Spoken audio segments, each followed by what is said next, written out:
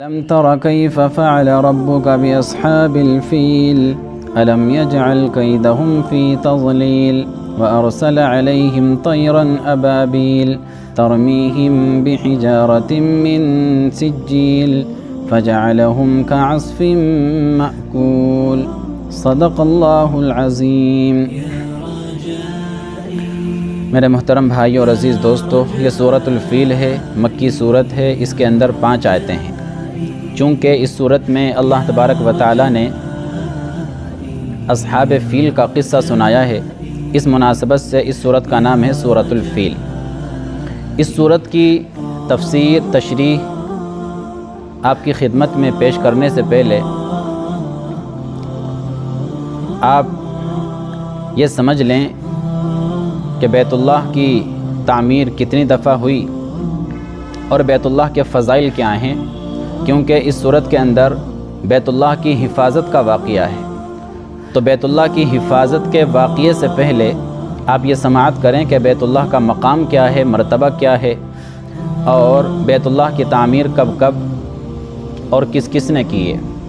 تو بہت short cut انداز میں یاد رکھیں میرے عزیزو، روایات سے یہ پتہ چلتا ہے کہ بیت اللہ کو 10 مرتبہ تعمیر کیا گیا ہے۔ کتنی مرتبہ؟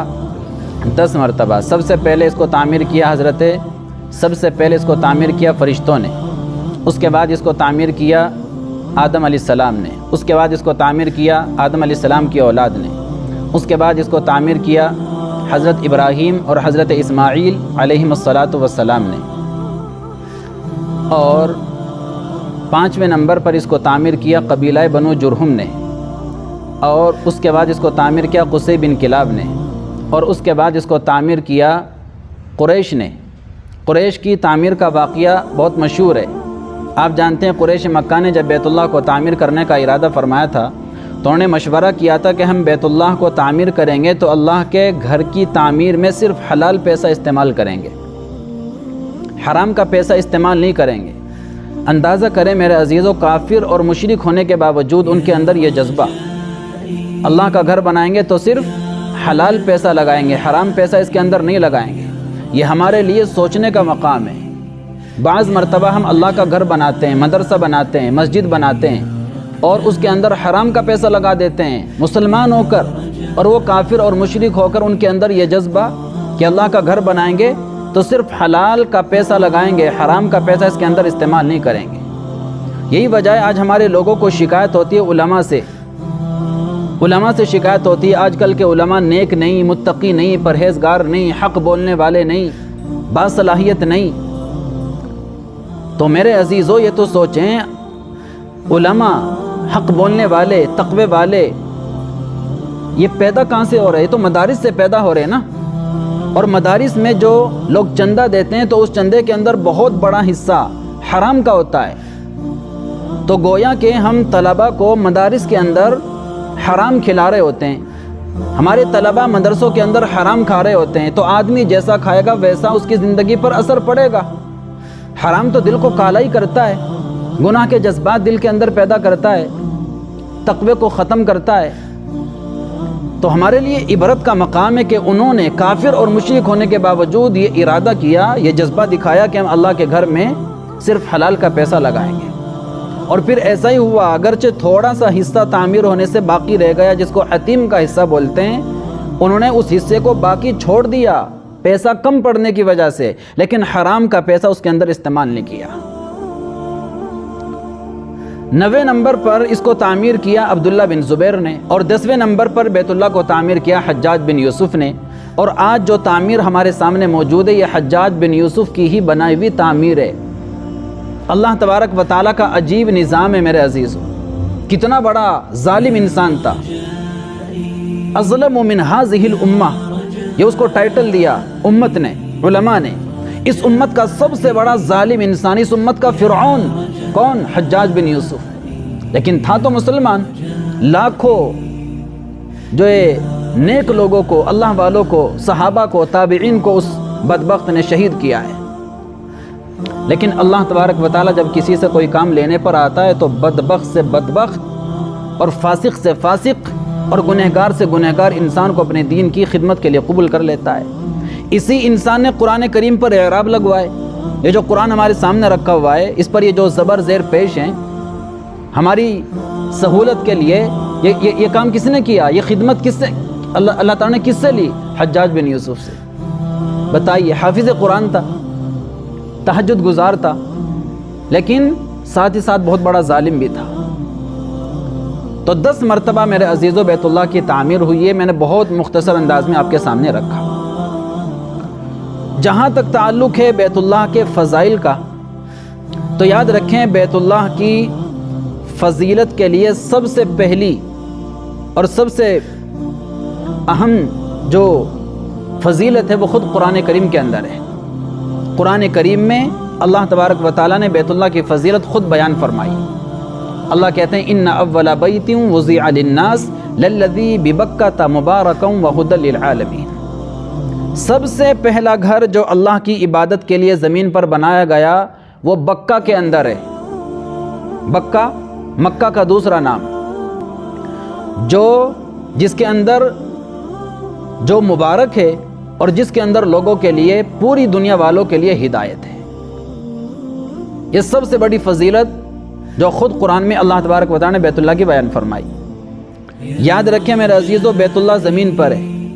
بیت اللہ کی بالکل محاذات میں آسمانوں پر ایک گھر اور ہے جس کو کہتے ہیں بیت المعمور. اس کا فرشتے طواف کرتے ہیں، اور یہ جو زمین پر ہے اس کا انسان طواف کرتے ہیں. اور حدیث بھی سنیں، حضرت جابر رضی اللہ عنہ کی روایت، اللہ کے رسول صلی اللہ علیہ وسلم نے ارشاد فرمایا کہ یہ جو بیت اللہ ہے، یہ جو کعبۃ اللہ اسلام کا ستون ہے. کیا ہے؟ اسلام کا ستون. جو شخص بھی اس کی زیارت کے ارادے سے گھر سے نکلے گا حج کے لیے یا عمرے کے لیے، اگر درمیان میں اس کا انتقال ہو گیا تو اللہ کہتے ہیں میں اپنی ذمہ داری پر اس کو جنت کے اندر داخل کروں گا اور اس کی مغفرت کروں گا. اور اگر خیریت سے، عافیت سے گھر لوٹے گا تو اجر و ثواب کے ساتھ لوٹے گا، خالی ہاتھ نہیں لوٹے گا. کیا زبردست فضیلت. ایک اور حدیث حضرت عائشہ رضی اللہ عنہا سے، آپ فرماتی ہیں اللہ کے رسول صلی اللہ علیہ وسلم نے ارشاد فرمایا کہ یہ جو طواف کرنے والے ہیں، طواف کرنے والوں کو دیکھ کر اللہ تعالیٰ ان پر فخر کرتا ہے اور فرشتوں سے کہتا ہے کہ دیکھو یہی ہے وہ انسان جن کے بارے میں تم کہتے تھے یہ زمین پر فساد مچائے گا، خون خرابہ کرے گا، لڑے گا، جھگڑے گا. دیکھو کس طریقے سے پروانوں کی طرح میرے گھر کا طواف کر رہے، میرے گھر کا چکر لگا رہے. ایک اور حدیث میں اللہ کے رسول صلی اللہ علیہ وسلم نے ارشاد فرمایا جو بیت اللہ کا 50 دفعہ طواف کر لے وہ گناہوں سے اس طرح سے پاک اور صاف ہو جاتا ہے جس طریقے سے آج ہی اس کی ماں نے اس کو جنم دیا ہو. اللہ، یہ بیت اللہ کی فضیلت ہے میرے دوست و عزیز. اس لیے طواف خوب کثرت کے ساتھ کرنا چاہیے. اگر ہمت ہو بہت زیادہ طواف کرنا چاہیے. علماء نے لکھا ہے باہر سے آنے والوں کے لیے فرض عبادت کے بعد سب سے افضل عبادت بیت اللہ کا طواف ہے. خوب طواف کرنا چاہیے. نفلی عبادات میں سب سے بہترین عبادت بیت اللہ کا طواف. اس لیے اگر اللہ تعالیٰ ہمت دے تو ویل چیئر کے بجائے اپنے قدموں پر چل کر بیت اللہ کا زیادہ سے زیادہ چکر انسان کو لگانا چاہیے. باہر والوں کے لیے یہ افضل، کیونکہ جو وہاں کے لوگ ہیں، وہاں کے مقامی لوگ ہیں، وہ تو کبھی بھی جا کے حج عمرہ کر سکتے ہیں، حج کر سکتے ہیں، طواف کر سکتے ہیں. ہمارے لیے تو کبھی کبھی موقع ملتا ہے نا، ہمیں تو زندگی میں ایک آدھ دفعہ کبھی موقع ملتا ہے. اس لیے اگر ہمیں اللہ بلائے تو خوب کثرت کے ساتھ بیت اللہ کا طواف کرنا چاہیے. بلکہ علماء نے یہاں تک لکھا ہے کہ زیادہ عمرہ کرنے سے بہتر ہے زیادہ طواف کرنا. ہمارے لوگ کیا کرتے ہیں؟ خوب عمرے کرتے ہیں. زیادہ افضل کیا ہے؟ زیادہ افضل یہ زیادہ عمرے مت کیجئے، زیادہ سے زیادہ طواف کیجئے. یہ زیادہ اللہ تعالیٰ کو پسند ہے. عمروں سے بھی زیادہ اللہ تعالیٰ کو یہ پسند ہے کہ اللہ کا بندہ اللہ کے گھر کے چکر لگائے. یہ جو اسٹائل ہے نا میرے عزیزو، بیت اللہ کے گھر کے چکر لگانا، یہ جو عبادت ہے اور یہ جو عمل ہے یہ اللہ کو بہت پسند، اسی لیے کہتے ہیں حج کی عبادت، عمرے کی عبادت یہ ایک عاشقانہ عبادت، عاشقانہ عبادت۔ عاشق کیا چاہتا ہے؟ عاشق یہ چاہتا ہے میرے سامنے میری محبوبہ ہو، مجھے اس کا وصال نصیب ہو، مجھے اس کی قربت نصیب ہو، میں اس کو دیکھتا رہوں، میں اس کو بوسے بھی دوں، میں اس کو اپنے سینے سے بھی لگاؤں، میں اس سے باتیں بھی کروں، میں اس کا دیدار بھی کروں۔ یہ عاشق کی تمنائیں ہوتی ہیں۔ اللہ کہتے ہیں تم مجھے دیکھ تو نہیں سکتے، میرا گھر تو دیکھ سکتے ہو، مجھے بوسہ نہیں دے سکتے، حجر اسود کو تو چوم سکتے ہو، میرے سینے سے لپٹ کر رو نہیں سکتے، ملتزم سے چمٹ کر تو رو سکتے ہو۔ ایک عاشق کی طرح محبوب کے گلیوں کے چکر تو نہیں لگا سکتے، میرے گھر کے طواف تو کر سکتے ہو۔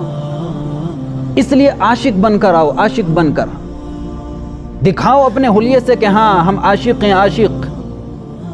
اسی لیے حاجی کے لیے جوتا پہننے کی اجازت نہیں، خوشبو لگانے کی اجازت نہیں، ناخن کاٹنے کی اجازت نہیں، بال کاٹنے کی اجازت نہیں، سلا ہوا کپڑا پہننے کی اجازت نہیں۔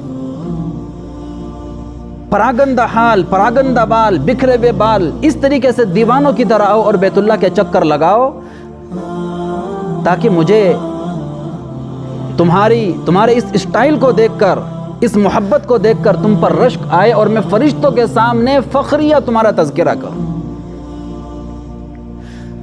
تو حج کی عبادت ایک عاشقانہ عبادت، عمرے کی عبادت ایک عاشقانہ عبادت۔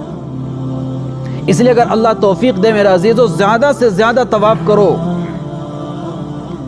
اور یاد رکھیں طواف صرف اسی بیت اللہ کا ہو سکتا ہے، دنیا کے اندر اس گھر کے سوا کسی گھر کا طواف نہیں ہو سکتا۔ بے وقوف ہیں وہ لوگ جو قبروں کا طواف کرتے ہیں، بے وقوف ہے وہ لوگ جو بیت اللہ کی تصویر بنا کر اس کے چکر لگاتے ہیں۔ دنیا کے اندر صرف ایک کعبہ ہے جو مکہ کے اندر ہے، صرف ایک روضہ ہے جو مدینہ کے اندر ہے۔ تصویر اصل کے قائم مقام نہیں ہو سکتی۔ اگر تم کوئی تصویر بنا لیتے ہو روضہ رسول اللہ کی یا کعبۃ اللہ کی، وہ اصل کے قائم مقام نہیں ہو سکتی، اور تصویر کے ساتھ وہ رویہ بھی اختیار نہیں کیا جا سکتا جو اصل بیت اللہ، اصل روضہ رسول اللہ کے ساتھ رویہ اختیار کیا جاتا ہے۔ تو طواف ہوگا صرف اسی گھر کا، اور وہیں پر وہاں کے علاوہ کہیں طواف نہیں کیا جا سکتا، اور کسی چیز کا طواف نہیں کیا جا سکتا۔ بیت اللہ صرف وہیں ہے، اور ملتزم بھی میرے دوستو عزیزو وہیں ہے۔ حجر اسود، حجر اسود بھی وہیں ہے۔ بیت اللہ کے ایک کونے کے اندر، بیت اللہ کے ایک دیوار کے اندر لگا ہوا ہے۔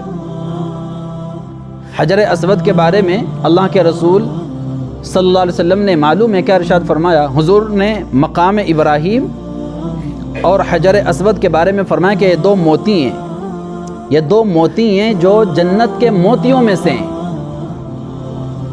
اور آپ نے فرمایا حجر اسود حقیقت میں حجر ابیض تھا، حجر انور تھا، روشن اور چمکدار پتھر تھا۔ اللہ تبارک و تعالیٰ نے اس کی روشنی کو سلب کر لیا۔ اگر اللہ تعالیٰ اس کی روشنی کو سلب نہ کرتا تو مشرق اور مغرب اس کے نور سے منور ہو جاتے۔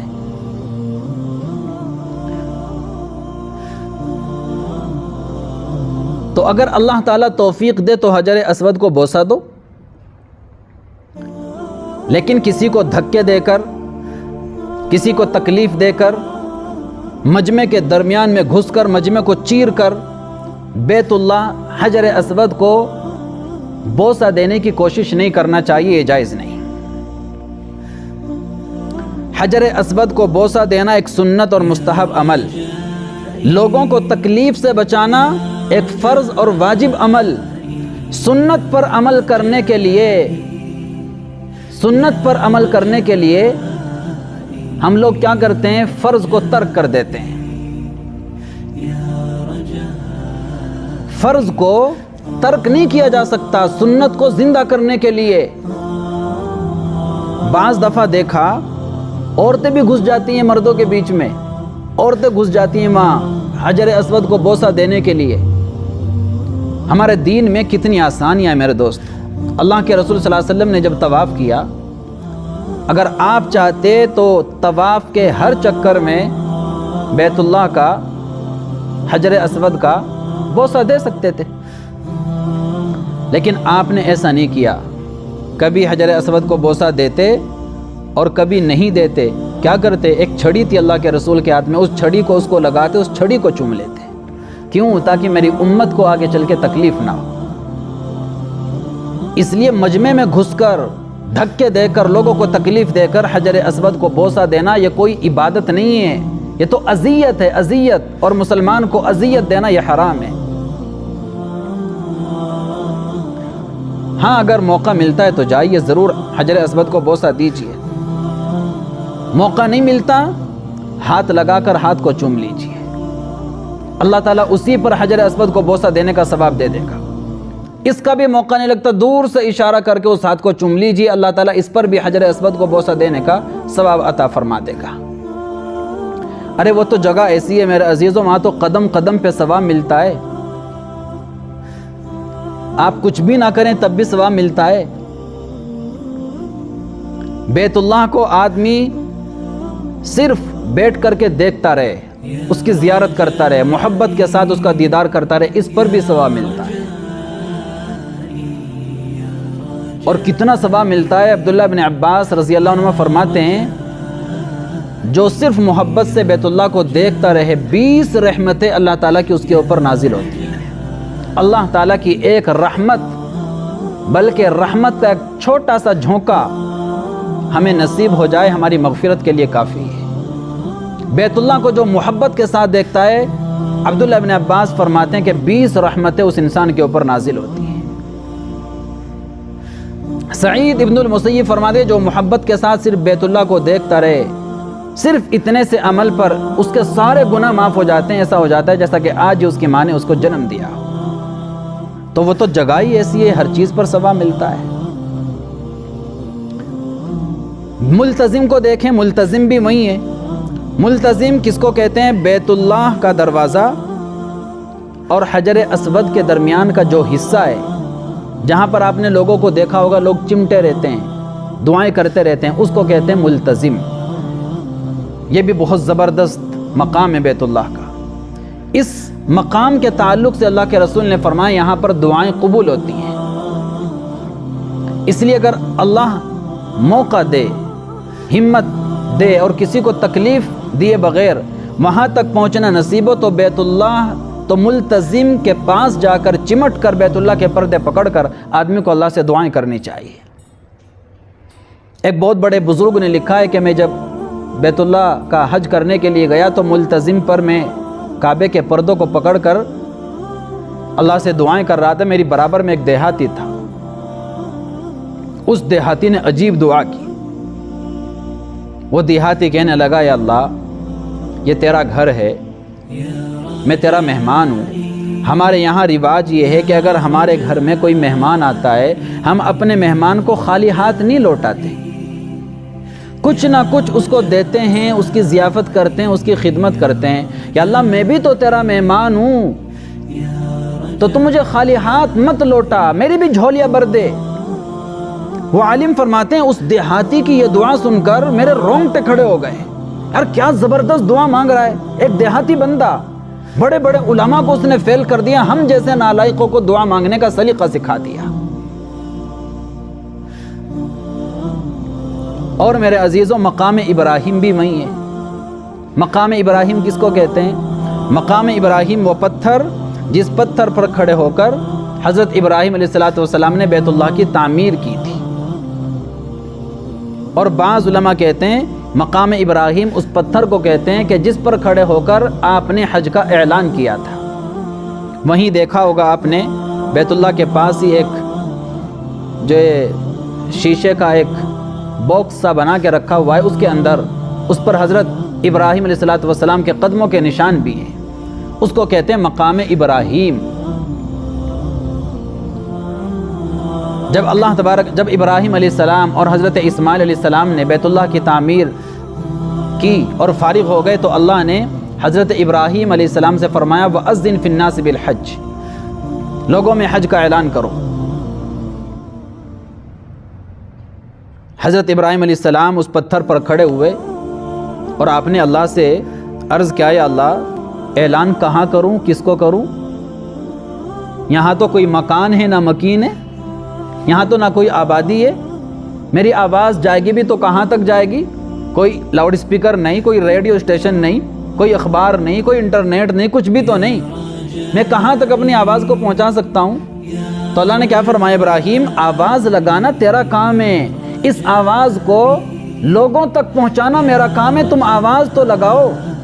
جس کے مقدر میں نے بیت اللہ کا حج عمرہ لکھ دیا وہ یہاں ضرور آئے گا، کوئی پیدل آئے گا، کوئی سواری پر سوار ہو کر آئے گا، کوئی قریب سے چل کر آئے گا، کوئی دور سے چل کر آئے گا۔ آج دیکھ لو میرے دوستو عزیزو، کیا رش لگا ہوا ہے بیت اللہ کے اندر، لاکھوں لوگ ساری دنیا سے اکٹھے ہو رہے بیت اللہ کے اندر، کیا کالے، کیا گورے، کیا امیر، کیا غریب، کیا چھوٹے، کیا بڑے، کیا مرد، کیا خواتین، رش لگا ہوا ہے بیت اللہ کے اندر۔ ابھی ہمارے چند مہینے پہلے ایک دوست عمرہ کرنے کے بعد مجھ سے ملے اور مجھ سے کہنے لگے کہ واقعی حضرت بیت اللہ کے اندر عجیب منظر دیکھنے کو ملتا ہے، عجیب منظر،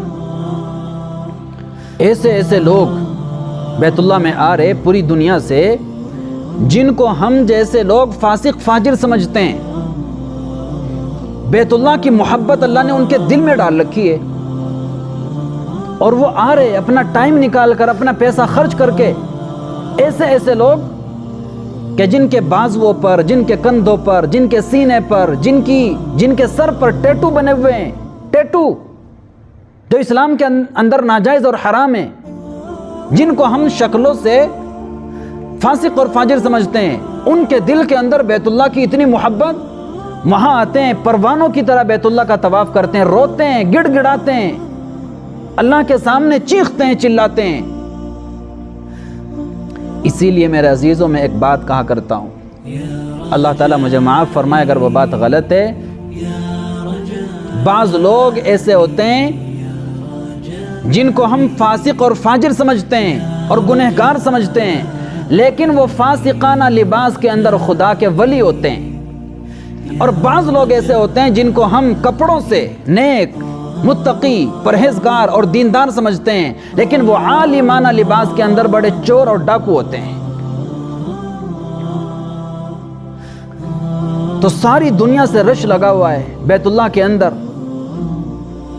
اب تو پھر بھی جہازوں کا دور ہے، 1 گھنٹے 2 گھنٹے 4 گھنٹے کے اندر سفر طے ہو جاتا ہے۔ پرانے زمانے میں لوگ کئی مہینوں کا پیدل سفر کر کے، اونٹوں کا سفر کر کے، جانوروں کا سفر کر کے بیت اللہ تک پہنچتے تھے۔ یہ کیا ہے؟ ابراہیم علیہ السلام کے اعلان کا اثر اور ان کی دعا کی قبولیت کا اثر ہے۔ تو یہ ہے میرے دوستو عزیزو بیت اللہ کے فضائل۔ ان فضائل کو سن کر ہر مسلمان کے دل کے اندر ایک تمنا اور ایک خواہش پیدا ہوتی ہے، اے اللہ وہ گھر اور وہ مقام مقدس اور اس گھر کا دیدار اور اس گھر کی زیارت تو مجھ جیسے گنہگار کو بھی نصیب فرما دے۔ ہر مسلمان کے دل کے اندر یہ خواہش پیدا ہوتی ہے۔ دکھا دے یا الہی وہ مدینہ کیسی بستی ہے جہاں پر رات دن تیری رحمت برستی ہے۔ ہر مسلمان کے اندر یہ خواہش پیدا ہوتی ہے، لیکن کسی کے پاس وسائل ہوتے ہیں، کسی کے پاس وسائل نہیں ہوتے۔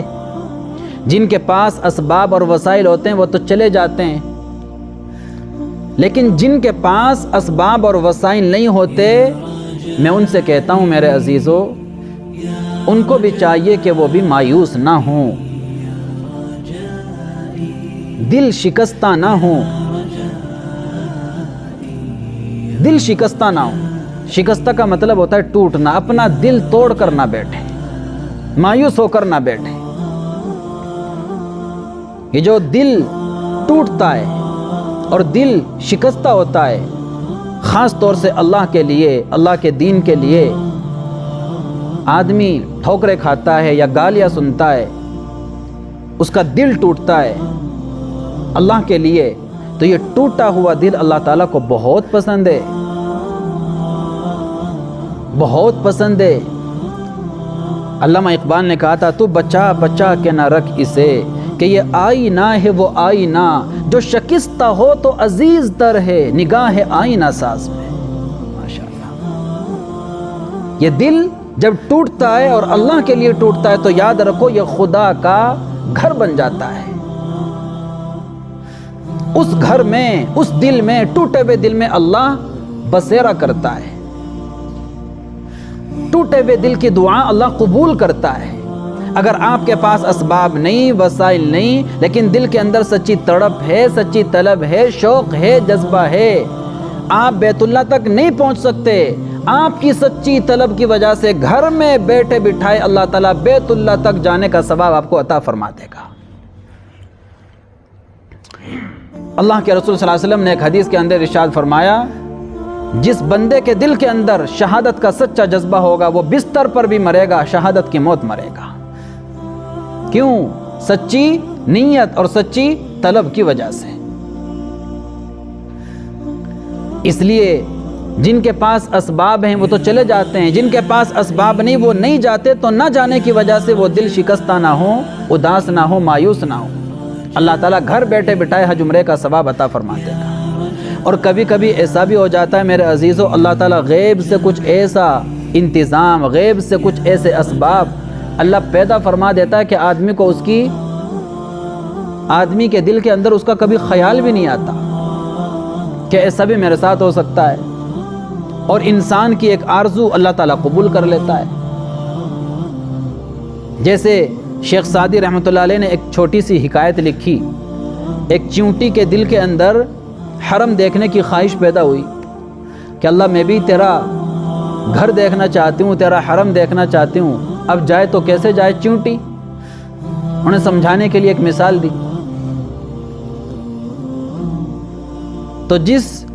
تو جن دنوں کے اندر چیونٹی کے دل کے اندر یہ خواہش تھی، حرم کا کوئی کبوتر اڑ کر وہاں جنگل میں آ گیا اور اوپر سے نیچے اترا دانہ چگنے کے لیے۔ چیونٹی نے دیکھا حرم کا کبوتر ہے، موقع پا کر اس کے پاؤں سے چمٹ گئی، اس نے دانہ چگا اور بیت اللہ پہنچ گیا، اور اس کی برکت سے اللہ تعالیٰ نے چیونٹی کی خواہش پوری فرما دی۔ تو کبھی کبھی اللہ تبارک و تعالیٰ اس طرح کے بھی حالات پیدا کر دیتا ہے۔ ابھی آپ دیکھو، ایک مہینہ پہلے اسی حج میں ابھی حج کا ہی مہینہ چل رہا ہے، لیبیا کا ایک حاجی بہت فیمس ہوا، بہت مشہور ہوا، میں نے بھی اس پہ ایک ویڈیو ریکارڈ کرائی تھی۔ گیا، ایئرپورٹ پہنچا حج کے ارادے سے، لیکن کاغذات میں کچھ کمی کے باعث اس کو سفر کرنے کی اجازت نہیں دی گئی۔ جہاز کے اندر مسافر سوار ہو گئے، دروازہ بند کر لیا، یہ وہاں بیٹھا ہوا روتا رہا۔ جہاز اڑ گیا، لیکن تھوڑی دیر کے بعد پتہ چلا جہاز واپس آ رہا ہے کسی خرابی کی وجہ سے، جہاز کے اندر کوئی خرابی ہو گئی۔ وہاں کے لوگوں نے اس کو کہا، بھائی جہاز تو جا چکا، اب تم یہاں کیوں بیٹھے ہو؟ اس سال ہو سکتا ہے تمہارے مقدر میں یہ حج نہیں تھا، آئندہ سال چلے جانا۔ لیکن اس نے کہا کہ نہیں، میں گھر سے پکی نیت کر کے آیا تھا، مجھے انشاءاللہ اسی سال حج پہ جانا ہے۔ تھوڑی دیر کے بعد پتہ چلا جہاز واپس لینڈ کر گیا کسی خرابی کی وجہ سے۔ پائلٹ سے کہا کہ ایک بندہ بڑا بیتاب ہے، بڑا شوقین ہے، انتظار میں بیٹھا ہوا ہے، اس کو لے کے جاؤ، اس کو لے کے چلے جاؤ۔ لیکن اس نے اس بار بھی دروازہ کھولنے سے منع کر دیا کہ نہیں، رولز کے خلاف ہے، ہم دروازہ نہیں کھول سکتے۔ جو خرابی تھی، خرابی کو دور کیا گیا، دوبارہ سے جہاز اڑ گیا۔ وہ ملازم پھر اس کے پاس آیا کہ بھائی ایک امید کی کرن ظاہر ہوئی تھی، جہاز دوبارہ آ چکا تھا، لینڈ کر چکا تھا، لیکن اس سے درخواست بھی کی گئی، اس نے تمہیں سوار کرنے سے صاف انکار کر دیا۔ جو ایک موقع تھا، ایک امید تھی، اب تو وہ بھی ختم ہو گئی، اب تو گھر چلے جاؤ۔ لیکن اس نے کیا کہا؟ اس نے کہا کہ نہیں، میرے بغیر یہ جہاز، میرے بغیر یہ جہاز جدہ جا ہی نہیں سکتا۔ اللہ کیا اللہ تعالیٰ کے اوپر اس کا اعتماد اور بھروسہ، جب تک میں اس جہاز کے اندر سوار نہیں ہو جاؤں گا یہ جہاز مجھے لیے بغیر جدہ نہیں جا سکتا۔ میں اللہ سے پکا وعدہ کر کے آیا ہوں، پکی نیت کر کے آیا ہوں، میں نے اسی سال حج پہ جانا ہے۔ اور وہ حدیث آپ سنتے ہیں میرے عزیزو، آپ جانتے ہیں کہ کچھ اللہ کے خاص بندے پراگندہ حال، پراگندہ بال ایسے ہوتے ہیں کہ جب وہ اللہ کے بھروسے پہ کوئی قسم اٹھا لیتے ہیں تو اللہ تعالیٰ ان کی قسم پوری کر دیتا ہے۔ یہ بیٹھا رہا پورے ایمان، یقین اور اعتماد کے ساتھ۔ تھوڑی دیر کے بعد پتہ چلا پھر جہاز کے اندر کوئی خرابی پیدا ہوئی، پھر جہاز دوبارہ لینڈ کر گیا۔ اللہ، اس دفعہ جب دوسری دفعہ جہاز واپس آیا، خود پائلٹ نے کہا میں جب تک پرواز نہیں کروں گا، اڑان نہیں بھروں گا، جب تک اس نوجوان کو سوار نہیں کر لوں گا۔ بڑے اعزاز کے ساتھ اس نوجوان کو جہاز کے اندر بٹھایا، اور اس دفعہ جہاز نے جو اڑان بڑی نہایت خیریت اور عافیت کے ساتھ جدہ پہنچ گیا، اور اللہ تبارک و تعالیٰ نے اس نوجوان کی خواہش پوری فرما دی۔ تو یہ اللہ کے کارنامے ہوتے ہیں میرے دوستو عزیزو، جو اللہ کا ایک غیبی نظام ہوتا ہے جو آنکھوں سے نظر نہیں آتا۔ تو کبھی کبھی اللہ تعالیٰ اس طرح کے اسباب اور وسائل پیدا فرما دیتا ہے۔ تو بہرحال یہ بات تو تھی بیت اللہ کی تعمیر اور فضائل کو لے کر۔ اب اس صورت کے اندر اللہ تعالیٰ نے جو واقعہ بیان فرمایا، میں اس واقعے کی طرف آ رہا ہوں، اگر آپ اجازت دیں اور ساتھ دیں۔ واقعہ سناؤں؟ شارٹ کر دیتا ہوں لیکن توجہ کے ساتھ سنیں، بہت زبردست واقعہ ہے۔ یمن کے اندر ایک بادشاہ تھا ابرہہ نام کا، نہایت ظالم، کافر، متکبر اور متعصب، بیت اللہ سے، مسلمانوں سے بہت زیادہ حسد رکھنے والا۔ بیت اللہ سے وہ اتنا حسد کرتا تھا کہ یہ ساری دنیا سے لوگ آتے ہیں بیت اللہ کا طواف کرتے ہیں، چڑھتا تھا اس منظر کو دیکھ کر۔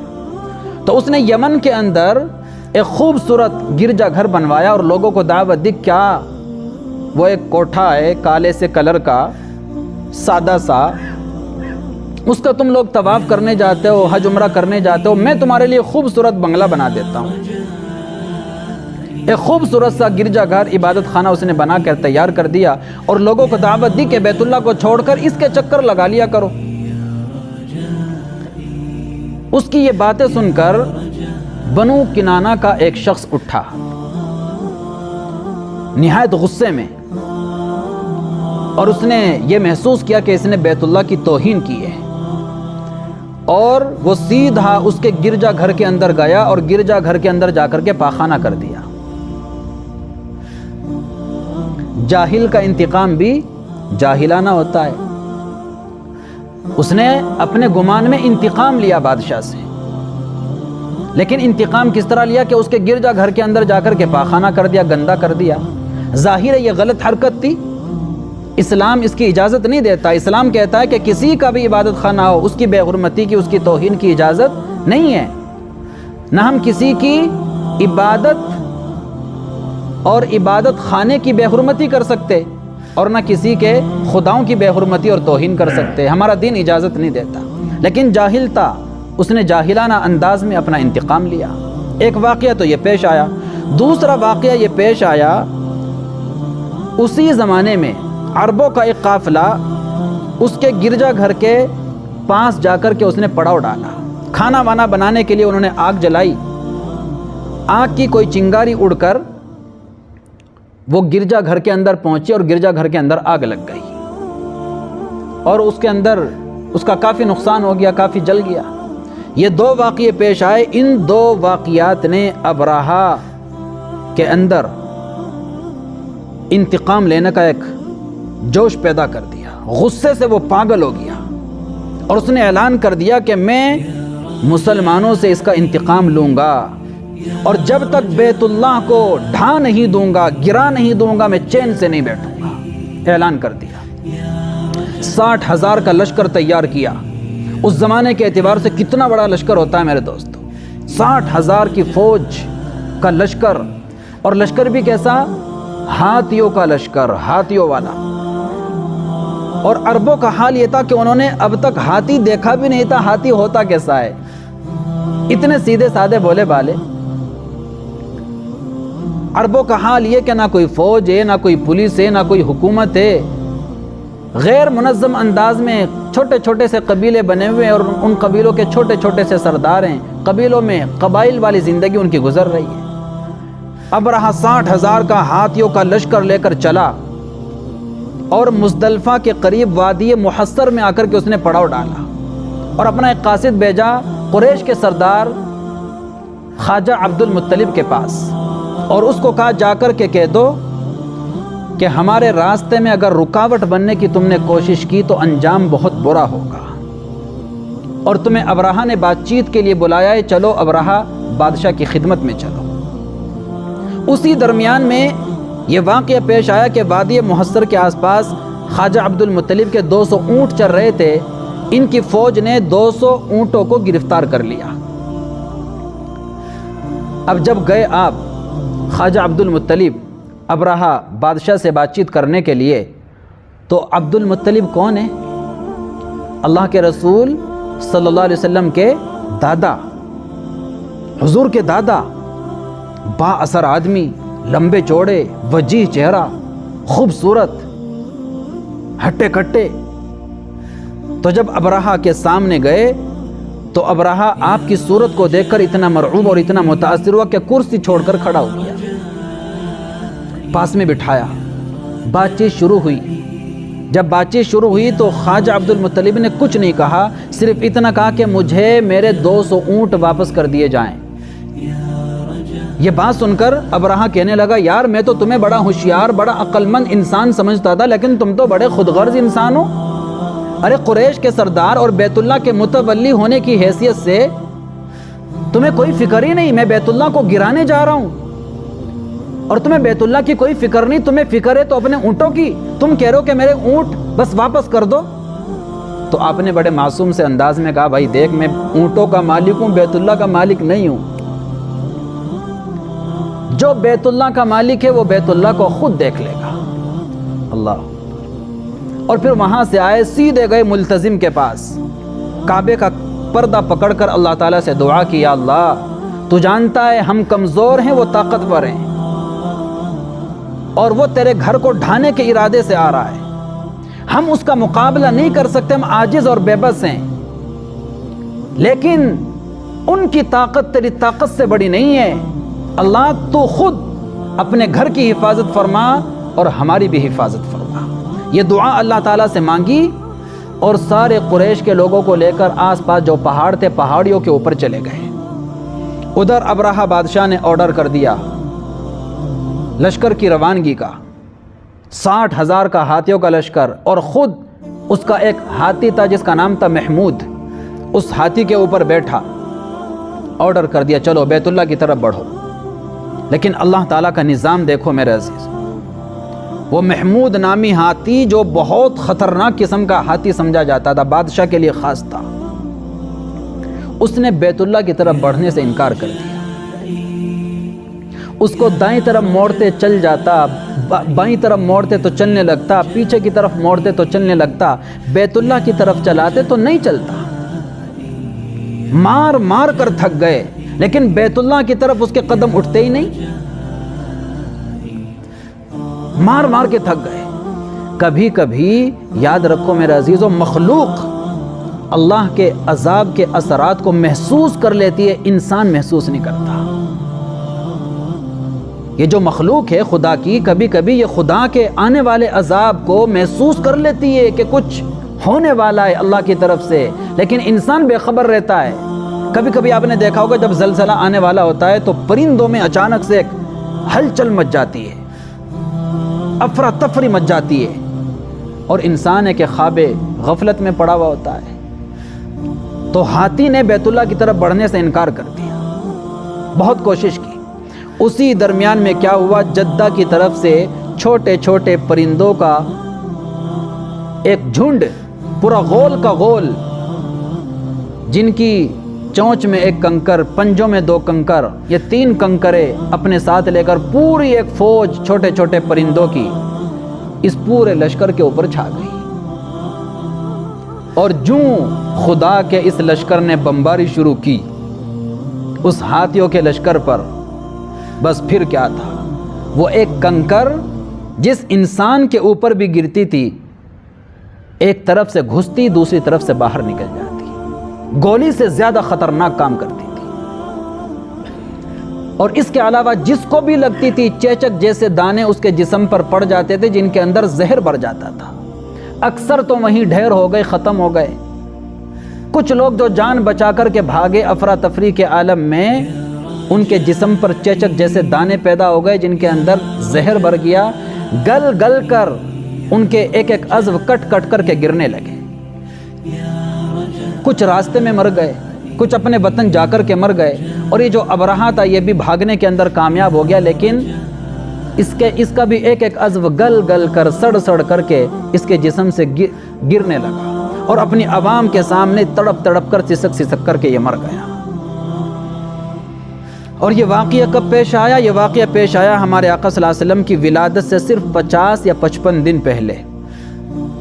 گویا کہ اللہ تبارک و تعالیٰ نے اشارہ کر دیا، اتنی بڑی نشانی دیکھ کر اشارہ کر دیا کہ اب ایک شخص پیدا ہونے والا ہے جو اس بیت اللہ کی حفاظت بھی کرے گا، اس بیت اللہ کو آباد بھی کرے گا۔ اب اس بیت اللہ کی آبادی اور اس کی حفاظت کا وقت آ چکا ہے۔ 50 دن کے بعد اللہ کے رسول پیدا ہو جاتے ہیں، 40 سال کے بعد اللہ کے رسول نبوت کا اعلان کرتے ہیں، اور 40 سال کا عرصہ کوئی بہت بڑا عرصہ نہیں ہوتا۔ ابھی تک وہ لوگ دنیا کے اندر موجود تھے جنہوں نے اس واقعے کو اپنی آنکھوں سے دیکھا تھا۔ اس لیے اللہ تعالیٰ کہتے ہیں الم تر کیف فعل ربک باصحاب الفیل، ارے قریش کے لوگوں کیا تم نے نہیں دیکھا؟ ابھی تو 40 ہی سال گزرے ہیں، کیا تم نے نہیں دیکھا اللہ تبارک و تعالیٰ نے، تمہارے رب نے ہاتھی والوں کے ساتھ کیا کیا؟ اے قریش کے لوگوں کیا تمہیں اپنی طاقت پر گھمنڈ ہے جو تم میرے نبی کی مخالفت کر رہے ہو، میرے نبی کو ستا رہے ہو، پریشان کر رہے ہو؟ کیا بھول گئے ہاتھی والوں کے ساتھ تمہارے رب نے کیا کیا تھا؟ تمہیں اپنی کون سی طاقت پر ناز ہے؟ ارے جو رب ابرہہ کی طاقت کو توڑ سکتا ہے قریش کے لوگوں، وہ تمہاری طاقت کو بھی توڑ سکتا ہے۔ الم تر کیف فعل ربک باصحاب الفیل، کیا تم نے نہیں دیکھا تمہارے رب نے ہاتھی والوں کے ساتھ کیا کیا؟ الم یجعل کیدہم فی تضلیل، کیا اللہ تعالیٰ نے ان کی تدبیر کو برباد نہیں کر دیا؟ کتنی خطرناک پلاننگ تھی، 60,000 کا لشکر، وہ بھی ہاتھیوں کا لشکر، پوری منظم فوج، اور بیت اللہ کو ڈھانے کے ارادے سے آگے بڑھ رہی تھی۔ اور آئے بھی تھے حج کے دنوں میں کہ عرب کے لوگ حج کے دنوں میں جنگ بھی نہیں کرتے تھے، بیت اللہ کا احترام کرتے تھے، حرم کا احترام کرتے تھے۔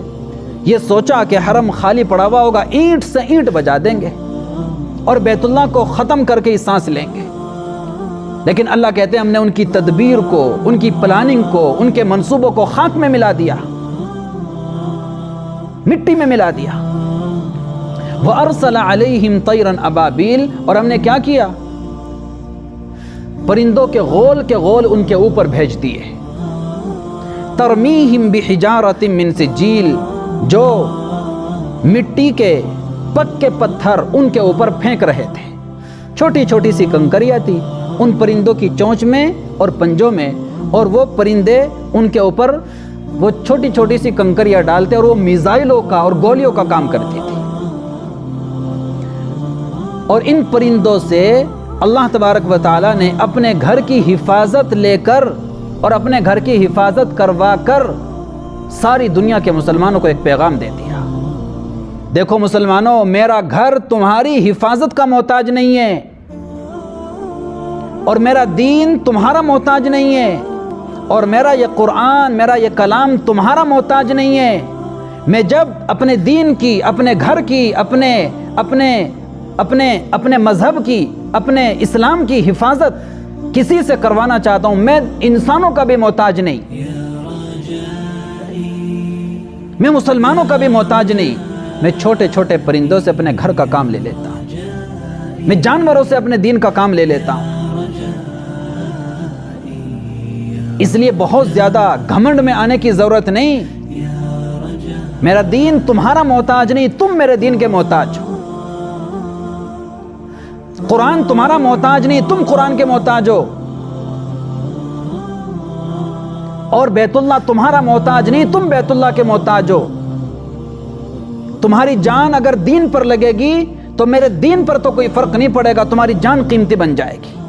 تمہارا پیسہ اگر میرے دین پر لگے گا، میرے دین پر تو کوئی فرق نہیں پڑے گا، تمہارا پیسہ قیمتی بن جائے گا۔